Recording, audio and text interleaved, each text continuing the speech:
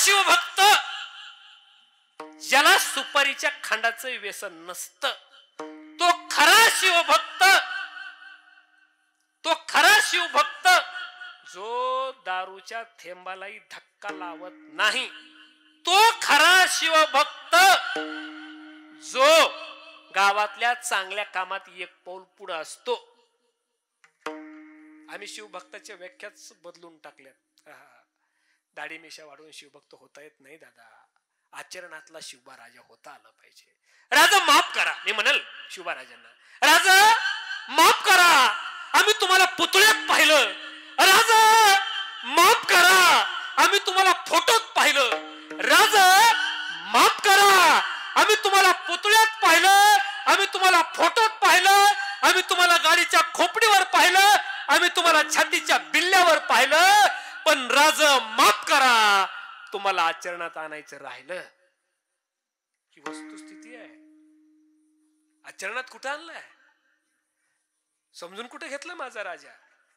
आई, मूल आपल्या पोटी जन्मलेलं मूल हे कर्तृत्ववान असावं ही प्रत्येक स्त्रीची सामान्य अपेक्षा आहे. पण माझं मूल कर्तृत्ववान होण्यासाठी त्याला झिजावं लागलं पाहिजे, त्याला राबावं लागलं पाहिजे, त्याच्या वाट्याला संघर्षही आला तरी त्यानं धड पडलं पाहिजे. ही मानसिकता कोणाचीच नाही. नाही नाही, त्याला आल्लाद पाहिजे, सगळं अलबेल अलबेल. अब्राहम लिंकनचं पत्र माहितीये तुम्हाला हेडमास्टरांना? काय सांगितलं माहितीये? त्याला समाजात कसं वागावं असं पत्र अब्राहम लिंकननं कोणाला लिहिलंय? बरोबर माहितीये का तुम्हाला? अब्राहम लिंकनचं हेडमास्टरांना पत्र आमच्या शाळेत असताना, आम्ही शाळेत असताना होतं. वाचलंय कोणी? माहितीये ना? पण अब्राहम लिंकनचं हेडमास्टरांना पत्र आहे हे तर माहितीये ना? त्यात सांगितलेलं आहे, हेडमास्टरांना त्याला समाजात वावरायला शिकवा, त्याला चांगलं काय शिकवा, वाईट काय शिकवा, त्याला संघर्ष शिकवा. कुचेष्टेत वाढलेलं मूल नकोय. हेडमास्टरांना काय सांगितलंय? जमलं तर त्याला मारावी थोडं. काय सांगितलं? ऐका. जमलं तर त्याला थोडं मारा. कोण म्हणताय? अब्राहम लिंकन म्हणतायत. आत्ताच्या पालकाने जर गुरुजीला पत्र लिहिलं तर कसं असं माहिती का? त्याला मारू नका, त्याला काय नाही येऊ द्या, आपल्याला काय कमी नाही, त्याच्या हिशाला 40 एकर येते, त्यातली 2 एकर इकीन मग पोरग, पण त्याला काय मारू नका. आता बरं मारणं आता राहिलं बी नाही. आता पहिल्यासारखं पोरग नापास केलं जात नाही. बरोबर, आता नापास केलं जातं का रे? 4थीला 3रीला 5वीला 6वीला नापास होतंय का? अजिबात नाही. आपल्या काळात नापास व्हायचे. 5वीला नापास, 4थीला नापास, 3रीला नापास. आता नापासच होत नाही. आणि आता एक नवीनच कायदा आलाय. कायद्याचं नाव आहे आरटी ऍक्ट. अर्जुन महाराज, तो आरटी ऍक्ट कायदा काय सांगतो माहितीये का? पोराला नापास करायचं नाही. कायदा बरं तो, तुम्हाला सांगायला समजून चला. तो कायदा असा आहे, तुमच्या लेकराला नापास करायचं नाही. जरी त्यानं पेपर लिहिला नाही तरी तो पेपर कुणी लिहायचा? त्या बघा पेपर कुणी लिहायचा? तुम्ही नुसती खिचडी खायची. जरी तुमच्या पोरानं पेपर लिहिला नाही तरी पेपर गुरुजीनच लिहायचा, पण त्याला पास करायचं, त्याला मारायचं. आता मारता येत नाही. आरटीआय कायद्यानं तुमच्या लेकराला गावातले गुरुजी मारू शकत नाहीत. आणि जर मारलं तर तुम्ही त्यांच्यावर कायद्यानं कारवाई करू शकता. तुम्ही म्हणता बरं झालं कडे माहीत झालं, आता बघू उद्या. मारता येत नाही, नापास करता येत नाही. तरी एक पोरग मी नापास केलं जेव्हा मी शिक्षक होतो तेव्हा. एक पोरग नापास केलं 5वीचं. पोरग नापास केलेलं चक्क घरी पळतच गेलं आणि आईला सांगितलं, आई मी एकटाच नापास झालोय आणि मला त्या नाईकवाडी मास्तरांना नापास केलंय. ते घरी जेव्हा घरानं सांगायला गेले ना तेव्हा आई चपात्या करीत होती.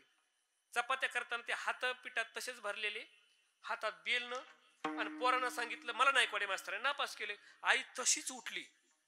एकटाच नापास? ते म्हणला हो, मला एकट्याला नापास केले. मी आता वर्गात शिकवित होतो 1857चा उठाव, आणि हे 1857चा उठाव माझ्या दारातच आला. आणि लांबूनच मावशी म्हणल्या, गुरुजी बाहेर या. का मी मध्ये येऊ? नाही म्हणलं, मध्ये लेकर आहेत, मीच येतो बाहेर. बाहेर आलो. का म्हणून नापास केलं माझ्या पोराला? अहो म्हणलं त्याला काहीच येत नाही ना. काय येत नाही? मी म्हणलो अहो त्याला गणित जमत नाही, म्हणून म्हणलं एवढ्या वर्षी त्याला नापास करू. काय आलं नाही गणितातलं ते सांगा.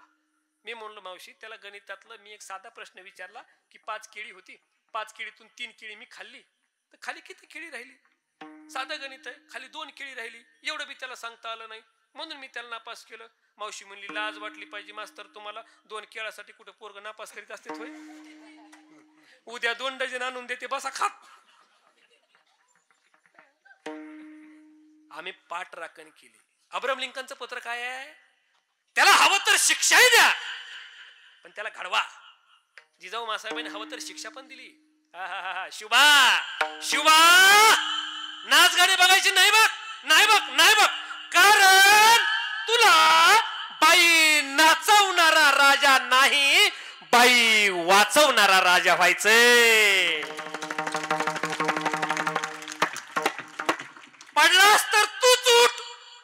धड पडणारी माणसं लोकांच्या नजरेत धड नसतात, ती पडत असतात, पण पडत पडत ती खडत असतात. हा साधा संदेश लेकरांना द्या.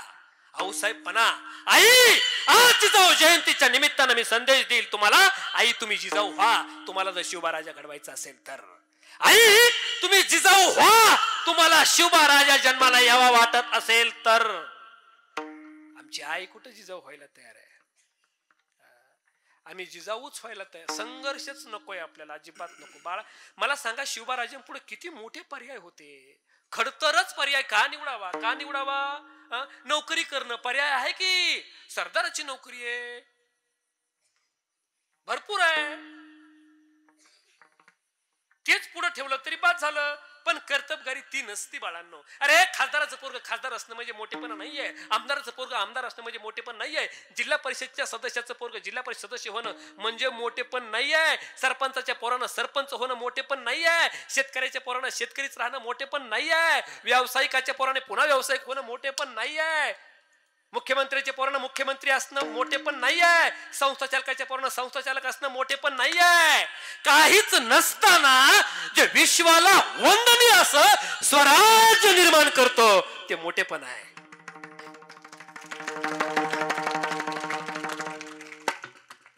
बोलू का थोडं? राग नका येऊ देऊ.